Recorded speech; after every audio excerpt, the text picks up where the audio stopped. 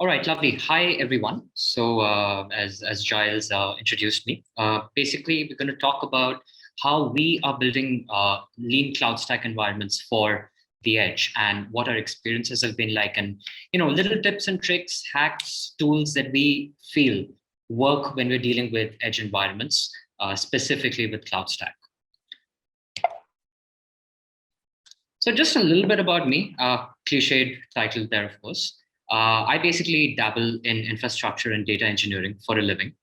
As of now, at IndiQus, I head our DevOps and R&D team, where we basically handle release engineering for all the CloudStack Edge deployments that we do. And we also tinker around with adding features to our product that runs on top of CloudStack, as well as trying to figure out, okay, how can we make the CloudStack experience much more delightful for service providers and for end subscribers. I also happen to be an amateur historian, totally irrelevant information. And feel free to hit me up if you want to talk about where infrastructure is heading. About what we do as a company. So we're basically, we're an 8-year-old startup where we specialize in monetizing edge clouds. As of now, our platform currently enables service providers across 7 countries and 4 different continents to monetize their cloud stack deployments and sell infrastructure and a lot more as a service. Considering that, we ship with a deep understanding of what cloud native infrastructure really entails in terms of deploying it, in terms of maintaining it, operating it. And we happen to be a team consisting of veterans of when it comes to managed IT as well as cloud service operations. So, I just wanted to touch a little upon, what happens when someone says edge. So the core theme is the same. It's all about bringing the cloud closer to end users. Usually, when someone says edge, it means self-driving cars by Lyft and Uber, industrial automation like oil pipelines, oil refineries, factories, IoT. I mean, that's one of the most well-known applications when it comes to edge computing.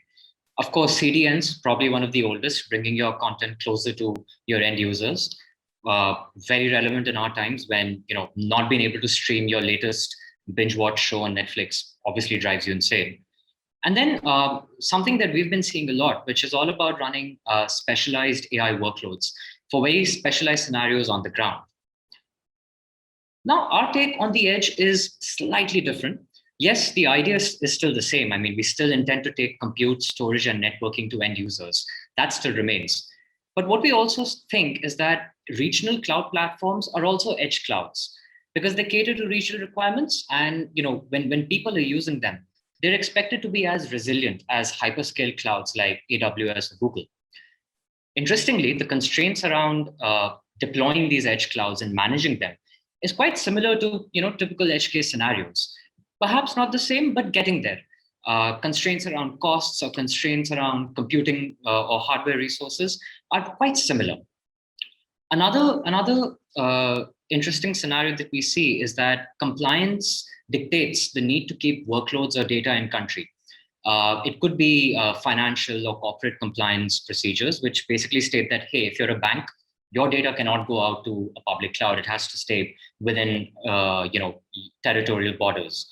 It could even be government legislation. A lot of governments are now, nowadays coming up with legislation where personally identifiable information or workloads that work on such data cannot be running outside, where your business actually operates. So this is where we believe we come in because we try and enable cloud service providers to quickly deploy edge clouds for their customers in various geographies. And what we really want to do is make life easier by making day 2 operations more efficient. A lot of work's been done on day 0, day 1. And unfortunately, day 2 kind of, most people tend to think of day 2 as something that they'll solve in the future, which we think leads to a lot of inefficiency. And that's something we want to try and, work on. What we also want to do is we want to prove that using an open source infrastructure stack built around CloudStack is as mission ready as using something like VMware. Now, the thing is, if you say edge, unfortunately, CloudStack is the last thing you'll think of. most people, when they say, hey, I want to deploy an edge cloud platform, they're going to think of OpenStack. They're probably going to think of Starling X, which is slightly more specialized version of OpenStack just for edge computing. A lot of people are also going to go for Red Hat, OpenStack, or OpenShift. We want to change that because personally and professionally, we believe that ACS is terrific for the edge. It's actually just about there. And it's a great option if you're considering deploying an edge cloud, either on resource constrained devices or as a regional cloud services platform. So, all right. So, how do we really do that? So a part of it involves marrying edge ACS deployments with a combination of in-house and open source tech. The idea here is to basically allow cloud service providers to manage multiple edge ACS deployments from a single control plane, because we want to focus on optimizing things like service management, billing, telemetry, deployments, 4 things that we believe are very, very essential when it comes to day 2 operations. Just giving CloudStack to a service provider is usually not going to cut it. How are they going to bill users? How are they going to bill users who are deploying, who are running workloads on distributed CloudStack deployments? How do you manage telemetry, where you need to collect monitoring and logging data from multiple CloudStack deployments? How do you actually deploy upgrades? How do you handle uptime? How do you handle service levels? These are things that we want to make not just possible, but highly efficient. So just to put up a very nice map that I made there, right now, we're working across 2 different scenarios.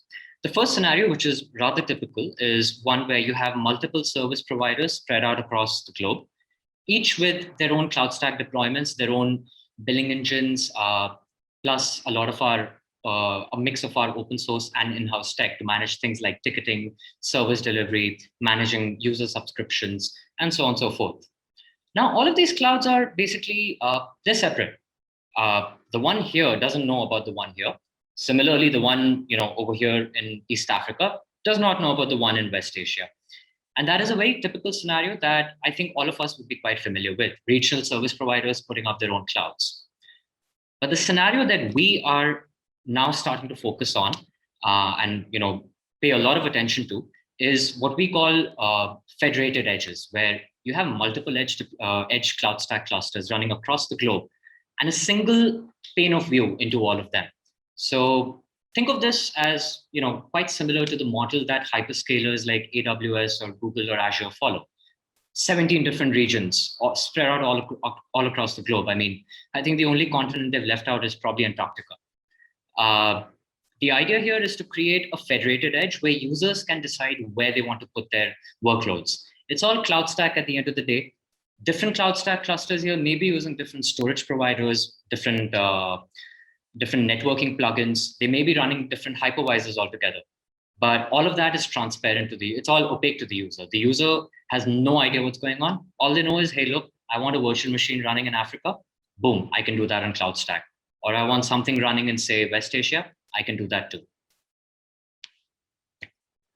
So a couple of common architectural considerations that we deal with on a day-to-day basis when deploying these edge clouds revolve around 3 main themes. So the first is obviously costs. I mean, regional service providers typically do not have the same financial considerations that someone like Amazon or Google may have. They obviously have to make do with more. Instead of spending tons of money on hardware or networking and so on and so forth. Similarly, deployments need to be as rapid as possible. You cannot afford to waste time when your cloud business is on the line. If you want to be able to deploy upgrades to your CloudStack cluster, it has to be done without any form of downtime, because you're liable to lose business if that happens. And then finally, there's most oft-repeated phrase from me, day 2 operations. It's also about trying to automate as much as possible, so that service providers can do more without actually employing manual operators to do it for them, without actually needing intervention from us. It has to be as automated as possible. So just to give you a 30,000 feet view of what our CloudStack edge clouds look like, I'm sure this diagram would be, it's quite similar to what, how we see a lot of CloudStack deployments going on, where we typically have a management zone that's running off HCI hardware. Now, this management zone is typically responsible for running the CloudStack management server, databases, usage servers, and again, a ton of in-house and open source tech from us. And then we have our production zones, which are basically your production hosts. This is where all your virtual machines run. This is where primary and secondary storage is defined. This is where users will ultimately deploy all sorts of workloads on. And this is what our management zone looks like, where we usually use Zen to orchestrate our management zone. On top of Zen, we run a bunch of virtual machines which run the ACS management server, usage. It runs our in-house platform for managing billing, subscriptions, ticketing, which itself talks to a lot of different open source tools. And then we also run tools like XAVIX to, say, monitor the entire cluster end to end. Like I mentioned, our management zone runs management, usage. We run syslog for logging, which is a pretty standard, tool for grabbing logs from just about everywhere. We right now run OTRS, which is a very interesting and very powerful, very complex open source ticketing system. So that allows service providers to do end-to-end service delivery. If users need to get in touch with the service provider about their infrastructure, OTRS is what's used to deliver that service level at scale. And then finally, we have IndiQus, which is our own in-house product, which, as I mentioned, handles billing, subscriptions management, authentication, authorization, and so on. Then we come to the production zone. Now, in the production zone, typically, we do not use Zen. Our motto here is to maximize because everything's hyper-converged. That's one of the biggest reasons why we typically don't go for Zen when it comes to production hosts. We only use KVM or VMware because that allows us to actually have hyper-converged hardware and run compute and storage off the same physical hosts. When it comes to storage, there are multiple options that we focus on. So the most well-known is obviously Ceph. We are also now starting to do a lot of Storepool, a lot of work on Storepool because Storepool allows us to also have distributed block storage at scale. And they've got terrific integrations with ACS and with Kubernetes, which I'll come to in a bit. When it comes to VMware-backed zones, we typically hook in with vSAN because that's pretty standardized and it works quite well, specifically in edge deployments. And we make sure that all our storage is running off of separate networks because the minute you start mixing compute and storage networks, you're bound to start seeing performance hits. And that matters a lot, especially in edge deployments. Then the idea here is that although it's an edge deployment, obviously failure is not an option and you cannot afford to lose customer data. But you also cannot afford to spend a lot of money on having specialized hardware or a specialized backup solution. So what we go ahead and do is we typically use ZFS-based storage, where OpenE really shines. And we run that off of a single physical host. So that allows us to deliver backups without wasting a lot of time and resources, especially financial resources on backups. The idea here is to run everything off of commodity hardware. We do not believe in going in for specialized hardware.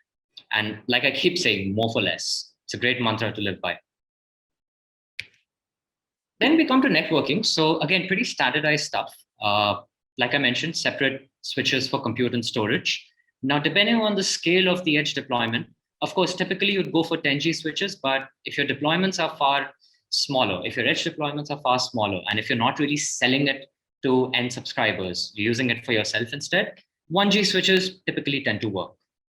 We've also noticed that it's far better to have a separate 1G switch for IPMI access, because again, the minute you start mixing IPMI access with your production compute and storage networks, you tend to run into bottlenecks, especially when you need to start taking hosts offline for maintenance.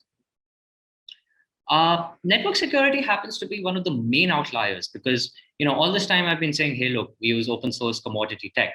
But as it so happens, now I personally think pfSense is really, really powerful. But if you really run the cloud, the hardware economics of it, running pfSense off of bare metal, deploying a separate physical appliance is actually far costlier than going in for something like, say, a FortiGate physical load balancer and firewall. So this is where we tend to gravitate towards FortiGate, specifically when it comes to physical load balancing, providing VLANs to CloudStack, as well as intrusion detection. But again, our stack is such that, tomorrow, if you don't feel like using pfSense and you're like, I want to be ideologically pure and I don't want to use, proprietary stuff, pfSense is going to work just as well. So yeah, first meme of the day, because it's networking. Great album. You guys should all listen to it, because ultimately all we need to do is keep talking. So all this time we've been talking about day zero, which is where you architect your edge deployments, you figure out how to place production hosts, how to run your management components. And now we're going to come to day one. What happens when you actually deploy? Now, luckily for us, a lot of work has been done across the CloudStack community on automating ACS deployments, and good for Ansible. But here's a very interesting problem. Deploying CloudStack is not really the pain point. What about the hardware that it's supposed to run on? Or what about the hardware that it's supposed to manage? And personally, I'm not a big fan of the whole CloudStack configuration interface, because it does involve a lot of pointing and clicking. Of course, you could just spend, you could always do Selenium tests and just try and figure out some automation there, but it feels really clunky. So here we tend to gravitate towards a mix of Ansible, Terraform, and Python. We like using Terraform to manage automating all our production and management infrastructure. So the idea here is to have a bunch of Terraform plans that run across bare metal as well as VMware, allowing us to quickly deploy management infrastructure as well as configure the production hosts that CloudStack supposed to manage. Then, of course, like I mentioned, Ansible can be a terrific tool for deploying stable ACS builds. And then you come to configuration. Instead of getting a couple of people to just sit down and spend a couple of days configuring offerings, hosts, zones, and all templates, start using Python. So a couple of months back, we started this project where we said, what, no more pointing and clicking. We've got this amazing, terrific language here. We've got amazing APIs. Let's just automate this. So now we've got a bunch of scripts that read CSV sheets or Excel sheets that are filled in by our service providers, depending on what kind of offerings they want to sell to their end customers. And then you just run that through your scripts and all your offerings are there. No manual work required apart from just running that one command to run the scripts. Okay, so day zero is done. Day one's also thankfully done. And now we finally come to my favorite phrase, which is day two. Now, I believe that when you're operating a cloud, it's no less than launching and tracking a rocket. Because if you cannot measure it, you cannot control it. And one day it's just going to blow up in your face. So as Professor Moody said, constant telemetry. I mean, that's not really what he said, but he's not here to take offense, is he? We've typically been running XAVIX at scale, and we use XAVIX for not just for monitoring both management infrastructure as well as production infrastructure. So that means monitoring all the machines that are running the CloudStack management server, the usage server, databases, our stuff, other open source tools. And it also means integrating with XAVIX so that every virtual machine that's orchestrated by end users is also monitored by XAVIX. But now I'm going to come up with a rather controversial argument. I feel that XAVIX is clunky. For one, if you're planning to run multiple ACS edge zones, XAVIX is not going to be easy to work with because it's not easy to maintain a unified XAVIX deployment that runs in one location and is able to pull data from everywhere. Also, configuring XAVIX can be really painful. I'm sure people here who have worked with XAVIX in the past can attest to that. And personally speaking, I'm sure it could do with a nicer UI.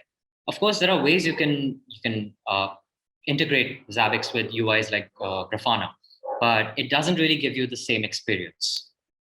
So what we're working on here is building a separate monitoring stack based off of Prometheus and Grafana, where the overarching idea is to have a single Grafana plane that's running in one location, and it itself talks to multiple Prometheus deployments, which are backed by Timescale DB, allowing us to run Prometheus in highly available mode.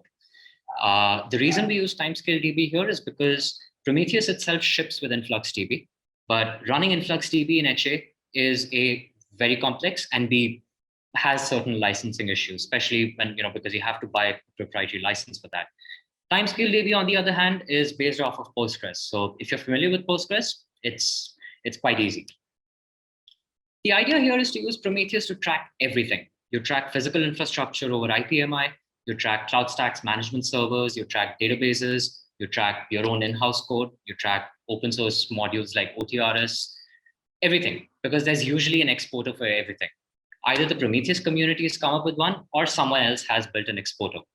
But if you cannot find an exporter, you can just write a bit of Golang code and you can be up and running in minutes. Also, far, far easier to set up Prometheus for new edge zones, far easier to upgrade existing Prometheus deployments. And again, this is where Ansible really shines. By the way, I'm a big fanboy for Ansible, so go Ansible. Next, we come to logging. I've always found logging to be very thorny.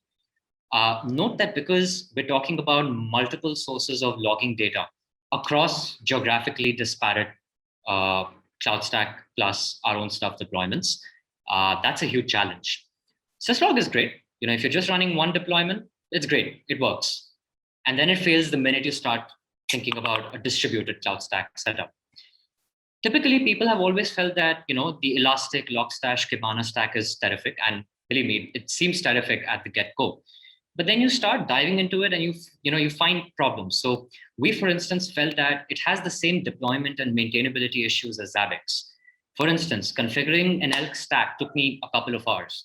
While the documentation is quite extensive, it leaves a lot to be desired in terms of finding out what you want to do. Also, specifically since the whole controversy with Amazon launching its own Elastic hosted service and Elastic changing its licensing, you start wondering whether you're actually using something open source or something that's made a compromise. And this is where I feel that Loki comes to the rescue. Loki is this new amazing logging stack from the awesome people over at Grafana Labs. It functions in a very similar way to how Logstash works, where it can watch files and just stream logs into one centralized repository. But thankfully, licensing is quite permissible over there. It's quite easy to hook it up with existing syslog servers, and as easy to hook it up to a multiple syslog servers. So you can have 5 syslog servers across 5 geographically different deployments, all streaming into one Loki instance. And then once you hook it up with Grafana, it's a breeze going through logs. Streaming them, querying them is far, far easier. So like the God of Mischief would say, the sun will shine on us again. Finally, we come to how we look at extending ACS. To be fair, Java is not really my strong suite, and I don't really think I know a lot of people who are that comfortable with Java. So we typically follow a slightly different methodology for adding to ACS, where we don't go in for extending the code base. We go in for building external plugins in Python or Golang that use the CloudStack APIs extensively. Since they're not really part of the code base and they're not really part of the builds, and frankly, nobody knows about them until now, they're optional to deploy. We can choose to deploy them, or we can choose to just let them be. So I thought I'll take a minute or so and just give you guys an idea of the kind of extensions that we've been working on. So there's Converge, which is supposed to be an auto-scaling layer for CloudStack. It's essentially responsible for horizontally scaling virtual machines across multiple hypervisors. So in that sense, it works quite similarly to how auto-scaling works on public clouds like AWS and Azure and Google. And it also eliminates the need for investing in something as expensive as, say, Netscaler. Another plugin that we've been working on is called LeanQ, which is our own homegrown K3S clusters as a service for CloudStack. The idea is to deliver CNCF compliant Kubernetes clusters on top of KVM or VMware. And the idea is to deploy them within a couple of minutes. So you don't have to wait for 6, 7, 8 minutes for typical Kubernetes clusters to boot up. A couple of minutes and you have a full-fledged edge Kubernetes cluster ready to be used. Thanks to our existing work with Ceph and Storepool, we're able to connect that with multiple storage options. So you can use a Ceph cluster as first-class CSI compliant provider. You can use Storepool because they also have amazing support for Kubernetes. And if you're not really familiar with either of them, you can always go for Longhorn, which is a great storage plugin built by the guys at Rancher. And we also do a lot of integration with the Rancher stack. So when you boot up these clusters on top of CloudStack, you have a very easy to use and quite powerful interface to manage your cluster, have access to multiple application catalogs, and so on. And then finally, there's a little pet project of mine called Hermes, where I'm trying to work on bringing AWS-style load balancers to ACS, which typically use HA proxy. The idea is to deploy both L3 and L7 load balancers for ACS VMs, as well as for Kubernetes clusters. One issue that running Kubernetes on platforms like OpenStack or CloudStack, which you don't typically face on public clouds, is that with public clouds, there's heavy integration with their own load balancing service. With OpenStack, of course, there is an integration with Octavia, but with CloudStack, it's still something left to be desired. So this is something that we're working on, a Kubernetes operator that runs inside of user clusters and detects every time an L3 service is supposed to be exposed and orchestrates a CloudStack-based IP load balancer or an HA proxy-based load balancer, depending on what kind of service it is. And the idea here is to bring a lot of visual configuration as opposed to writing, HA proxy configuration syntax. It is easy, don't get me wrong, but then sometimes you just don't want to write it. You want to just point and click. So you want to be able to cater to that. Great. So day 0, day 1, day 2, check. But then we come to day X. So a couple of interesting things that we're working on. For one, I personally would love to see a Prometheus exporter for CloudStack just to provide greater visibility into a CloudStack cluster. Right now, of course, you can get some sort of visibility by monitoring the CloudStack web server, the database, the logs. But we would like to see more metrics being exposed, more CloudStack specific metrics being exposed. So that's something that we're planning to work on. Another thing is using Packer to provision CloudStack templates. Provisioning templates specifically for service providers can become painful over time because there are a lot of these scenarios that we need to have, bundling databases, bundling dev tools into templates and putting them up. So it would be great to have a Packer-based system that, again, automates the whole process for you for different hypervisors. One very interesting thing that a lot of people are working on that we now intend to start, toying with is building some sort of forecasting model on top of our planned Prometheus stack. Because what we would really like to do is prevent reactionism and be more preventive. The idea here is that getting forecasting should allow both service providers and us to monitor the cloud and be notified of potential issues before they can even occur, so that we can go in there and plug those gaps without letting anyone face any downtime. Then one thing that I'm personally quite excited about is considering how to secure operator access to CloudStack management environments more efficiently.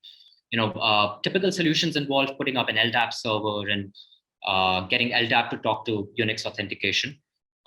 We're trying to see if more cloud native methods can be used. So using open source tools like Teleport, which allow you to manage fine-grained RBAC on top of infrastructure without dealing with things like LDAP. And then finally, something that I'm very, very, very psyched about, Kubernetes appliances that basically run CloudStack for you. So instead of running CloudStack on top of on-prem hardware or virtual machines, you just have a Kubernetes deployment manifest, run that, and you suddenly have a full-blown CloudStack cluster that's running as a Kubernetes deployment, which you can then run off of even smaller, more resource constrained edge devices like the Intel NUC board. So finally, the last meme, because trust me, the meme game is supposed to be strong with us all.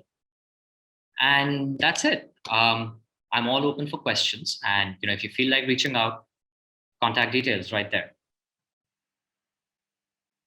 Rudraksh, thank you very much. We've got about 60 seconds to do some questions. I'll just run through some of these quickly. All right. Alex has said, hardware-wise, what's the minimum size of an edge deployment for you guys?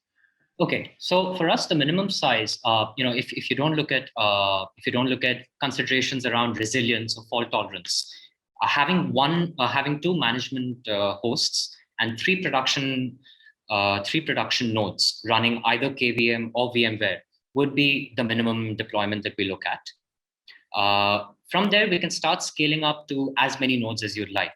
But in order to provide even the most basic form of fault resilience and ensuring that we can migrate virtual machines, migrate disks in case of a blackout or a downtime or any kind of hardware failure, ideally it would be best to have 3 production hosts and 2 management hosts.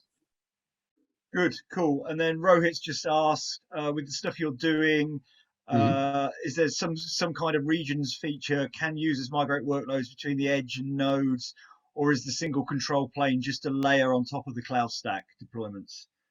So there are 2 aspects to this question. You're right, and you're right, Rohit.